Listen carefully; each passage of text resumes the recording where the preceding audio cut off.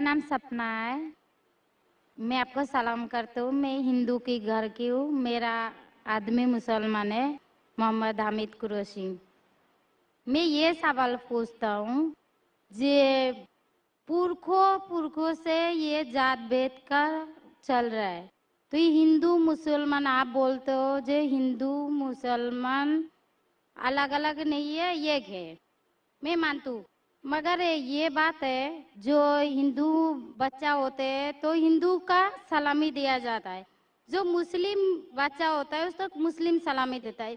जब भी उसका कान में नमाज दिया जाता है, आज जब भी हिंदू का बच्चा होता है उसका नाम दिया जाता है, कृष्ण नाम दिया जाता है या राम नाम दिया जाता है, कुछ जो भी दिया जाता है। जिसको जैसा शिक्षा देता है उसको वैसे ही शिक्षा मिलता है। जैसा हमें सिखाया गया बचपन से भगवान को मानना है, हम भगवान को मानते हैं। हम मुसलमान धर्म को भी मानते हैं, ऐसा नहीं मानते नहीं। हमें जैसा शिक्षा दिया गया है वैसे ही शिक्षा में मैं मानता हूँ।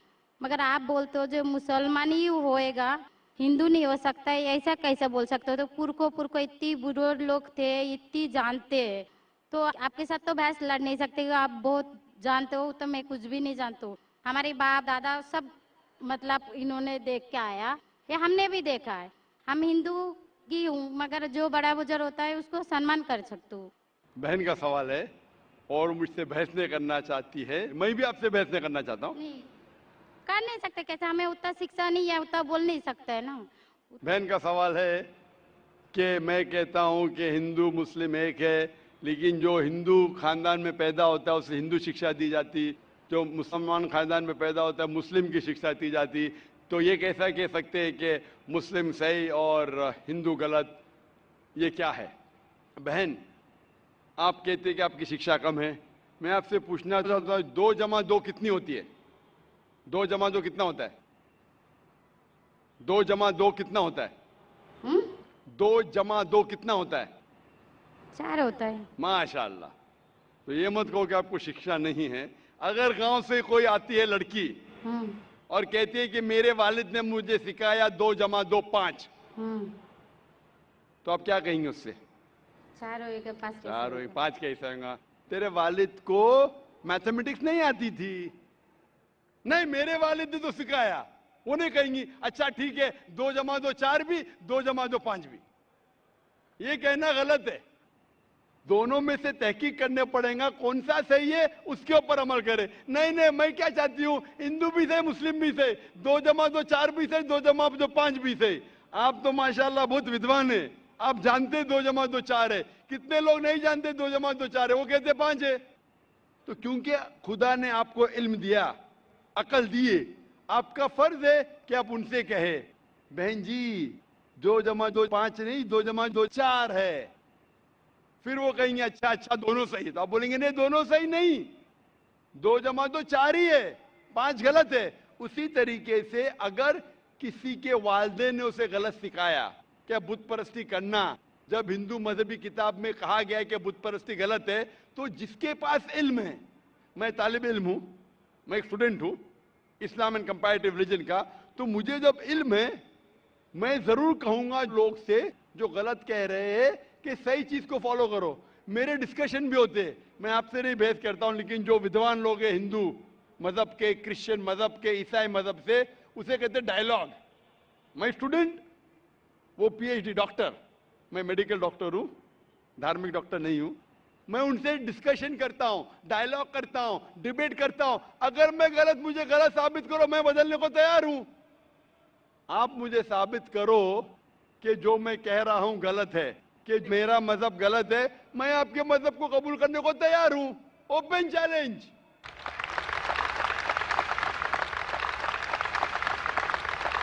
मैं क्यों कह रहा हूं? क्योंकि मैं इस्लाम और तकाबुल मज़ाहिब का तालिब इल्म हूं। 19 साल तक के मैं भी, मेरे वालिद थे इसलिए मैं भी मुस्लिम था। 19 साल के बाद जब तहकीक करने लगा, पता चला कि मैं सही मजहब में हूं, और फिर दिगर मज़ाहिब का मुताला किया कि हर मजहब में अच्छी बातें हैं।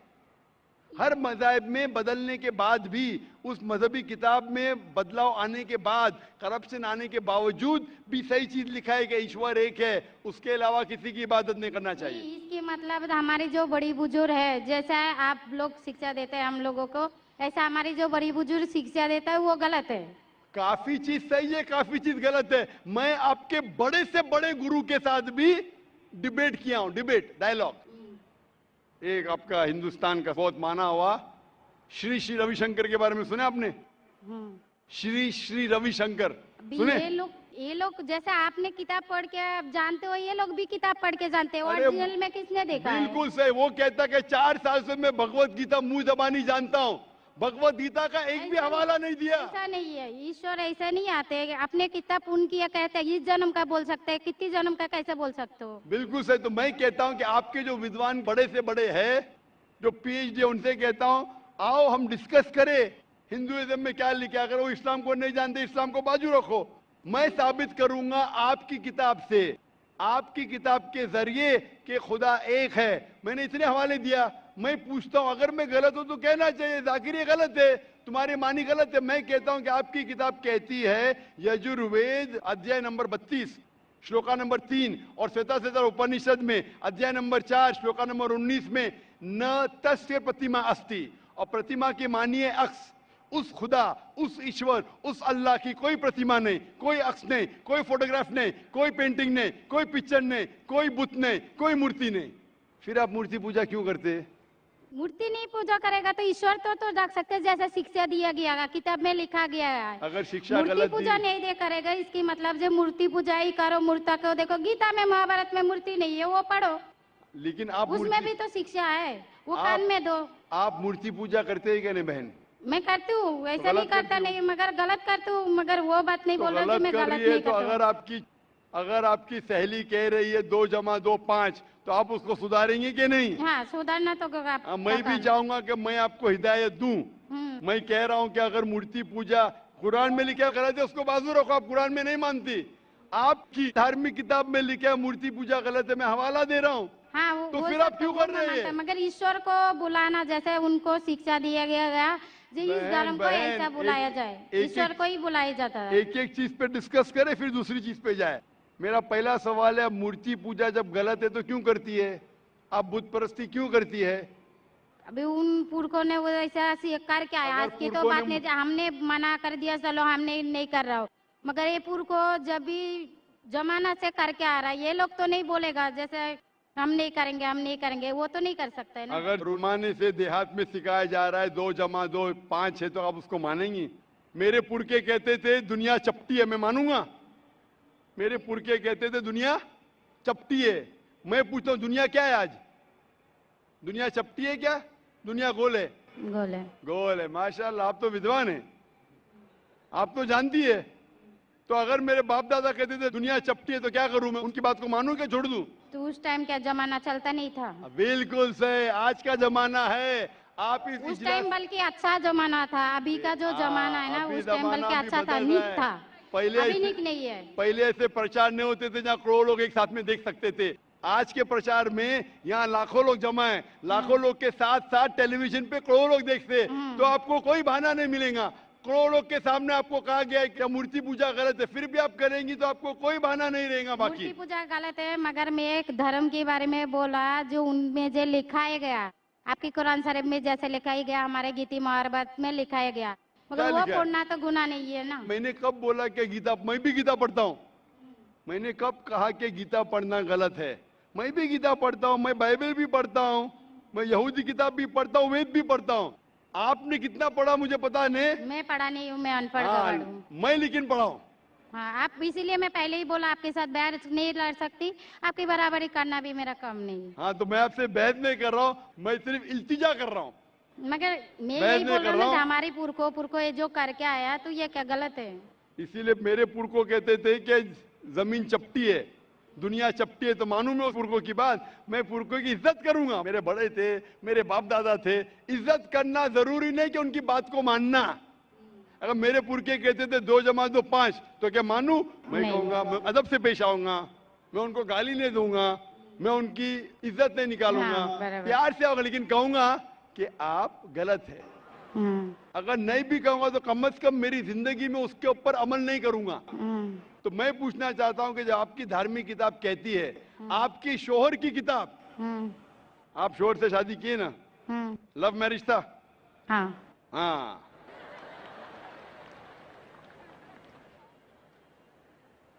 सही था क्या गलत था अलग बात है, लेकिन जब आप अपनी शौहर से इतनी मोहब्बत करती है, शौहर आपसे मोहब्बत करते क्या नहीं? हाँ करते ना? हाँ मैं भी मेरी बीवी से बहुत मोहब्बत करता हूं। मैं मेरी बीवी से सबसे ज्यादा मोहब्बत करता हूं।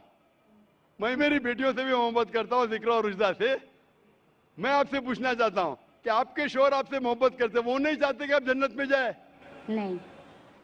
आप चाहते हैं कि आपके शौहर जन्नत में जाए क्या नहीं? जाए क्या नहीं?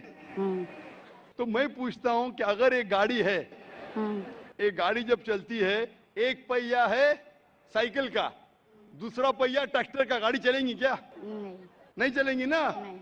नहीं चलेंगी, इम्बैलेंस। तो इसीलिए हमें देखना चाहिए कौन सा टायर सही है। चारों टायर अगर लगा देंगे साइकिल के तो बन जाएंगे हाथ गाड़ी, अगर ट्रक के टायर तो बन जाएगा ट्रक।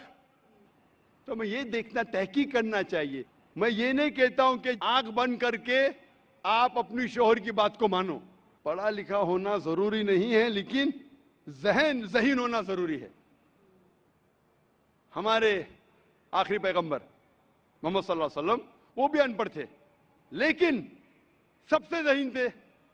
तो मैं आपसे पूछता हूं, जब साफ तौर पे आपकी किताबों में, हिंदू मजहब की किताब में और कुरान में लिखा है, आपके पुरखे अगर गलत चीज कहते थे तो आपको गलत चीज पे अमल करना जरूरी है?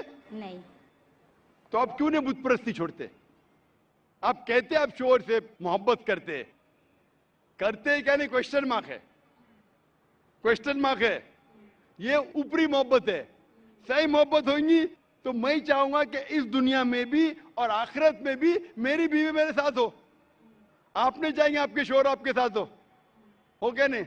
हाँ तो आप ये नहीं तहकीक करेंगे कौन सही आपका शोर क्या? आप नहीं, वो मानते हो मेरा शौहर क्या है, मगर उनका भी मानते हो, मगर ये मूर्ति पूजा है इसका छोड़ सकते हो, मगर दोनों- मेरा धर्म का जो नाम है वो तो कान में लेना मैं जरूरी धर्म का समझती नाम हूँ। की बात कर रहे हैं आप? हाँ। नाम की, हम्म। नाम से मैं भी हिंदू हूं। क्या हूं? हिंदू। हिंदू का मतलब हिंदुस्तान में रहने वाले को कहते हिंदू। हिंदू। हाँ ये लफ्ज सबसे पहले वजूद में कैसे आया?